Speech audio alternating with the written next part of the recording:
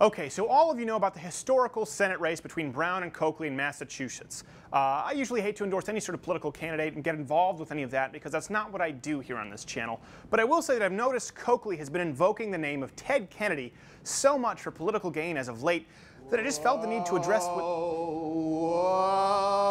Ted Kennedy? That's right. That's perfect. We were just talking about you. Do you think you could give an interview? Have you got any brandy? Yeah, I think we do. Then yes. All right. Stay tuned.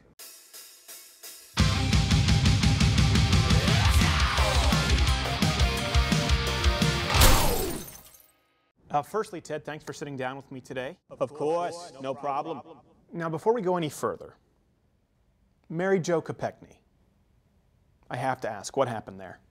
Let me state that I did not have sexual relations with Miss... I'm sorry, I couldn't say that one with a straight face. Next question. Did you kill Miss Kopechne? Well, that depends on what your definition of the word is. Well, did you drive her off a bridge, leave her in the car, and not notify anyone for 8 hours afterwards, leaving her for dead? In that case, yes. Yes, I did. If you want to get technical about it. Right. But like the saying goes, let he who has not abandoned one of his many mistresses on the side of the road and left her for dead cast the first stone. Mr. Kennedy, how do you feel about the recent Senate race between Coakley and Brown in your home state? That seat is rightfully mine. If that seat is taken by a conservative, then Martin Luther King Jr. will have died for nothing. What? You weren't born into the Kennedy family. You wouldn't understand these things. Right. Well, this took place in a state which is usually a gimme for liberals such as yourselves. And towards the end of the campaign, Coakley seemed to really be invoking your name a lot to elicit an emotional response. How do you feel about that? Well, you know, I'm cool with it. But that doesn't mean that us liberals should resort to any tricks necessary.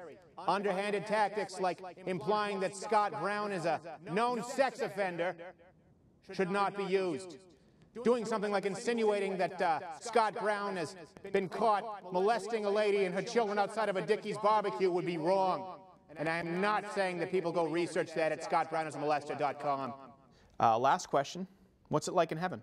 What? Heaven? Are you serious?